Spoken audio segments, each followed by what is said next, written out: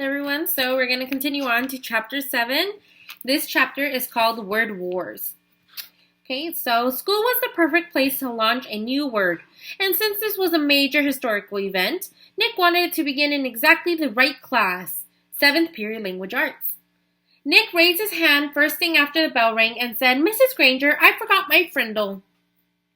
Sitting 3 rows away, John blurted out, "I have an extra one. You can borrow it, Nick." Then John made a big show of looking for something in his backpack. "I think I have an extra Frindle. I told my mom to get me 3 or 4. I'm sure I had an extra Frindle in here yesterday, but I must have taken it. Oh, wait. Oh, yeah, here it is." And then John made a big show of throwing it over to Nick, and Nick missed it on purpose.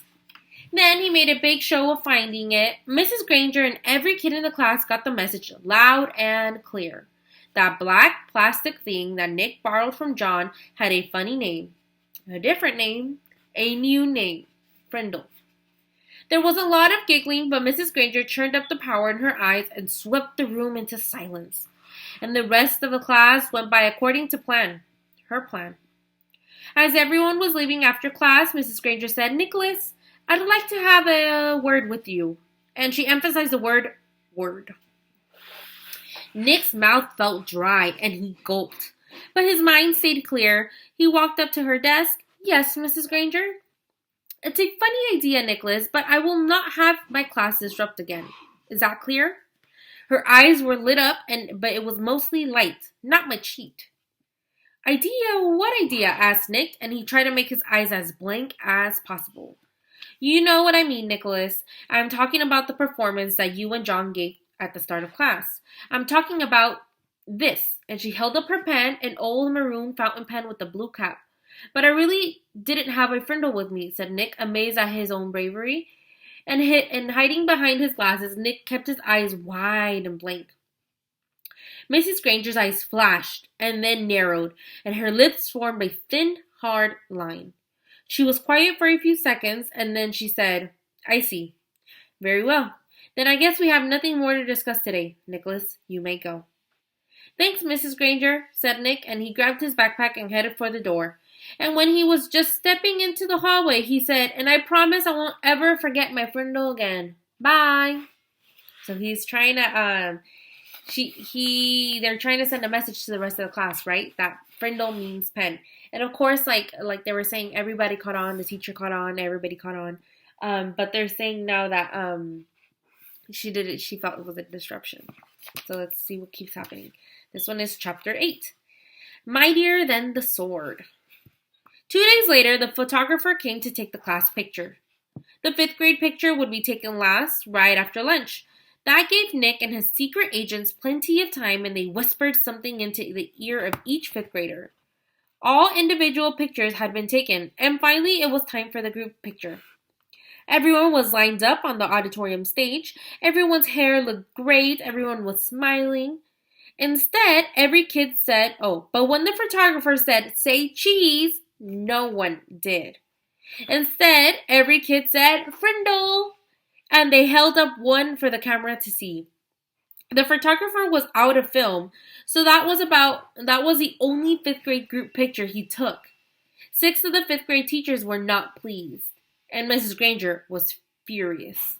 No one had really wanted to make the teachers mad. It was just fun. It also got all the kids in school talking about the new word. And when people pick up a new word, they say it all the time. The kids at Lincoln Elementary School liked Nick's new word a lot.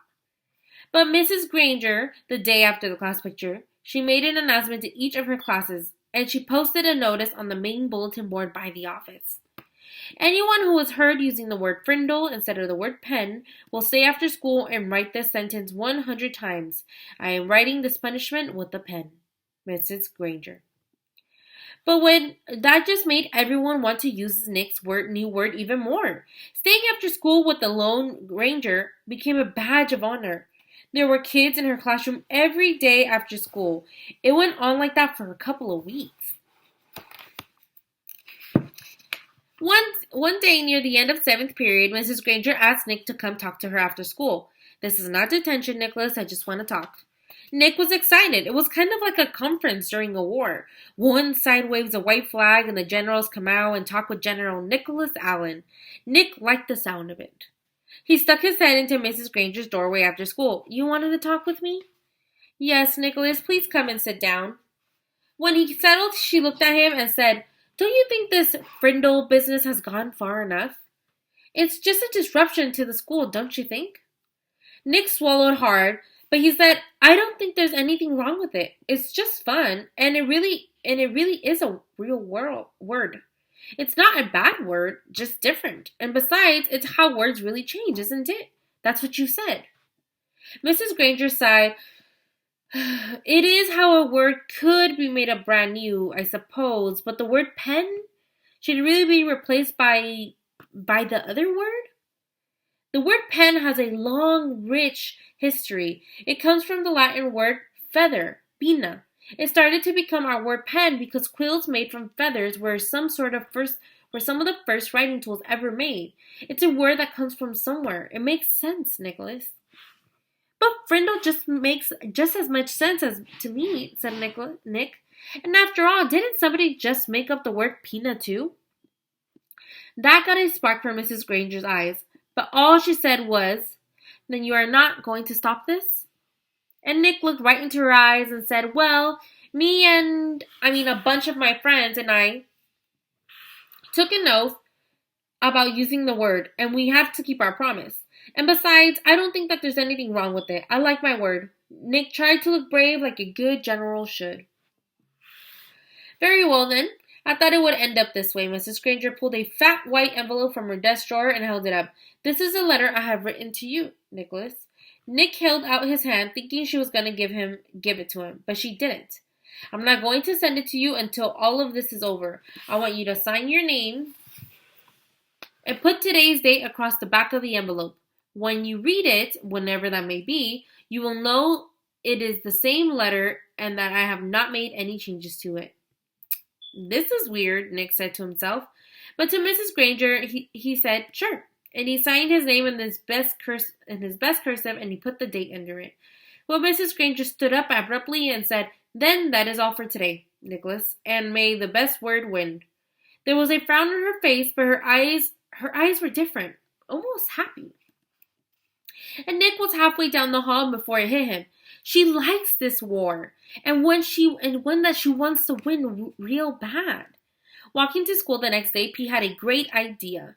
How about we see if we can get every kid in the whole 5th grade to go up and ask Mrs. Granger, Can I borrow a Frindle? You mean, Mrs. Granger, may I borrow a Frindle? Said Dave. Got to use a good grammar. Don't want to upset Dangerous Grangerous. Sounds good to me, said Nick. She can't keep everyone after school, can she? So here it is, right? Remember that she has given him an envelope and she has asked him to sign. And that he thinks it's almost like a war. That maybe she wants to really win this word war. Almost 80 kids stayed after school with Mrs. Granger that day. They filled her room and spilled out into the hallway. The principal had to stay late to help, and they had to arrange 2 special late buses to get all the kids home. And the next day, all the 5th graders did it again, and so did a lot of other students, over 200 kids. Parents called to complain. The school bus drivers threatened to go on strike, and then the school board and the superintendent got involved. And about this time, the principal of Lincoln Elementary School paid a little visit to the home of Mr. and Mrs. Allen. She wanted to talk to them about their son, the one in 5th grade, the one named Nick.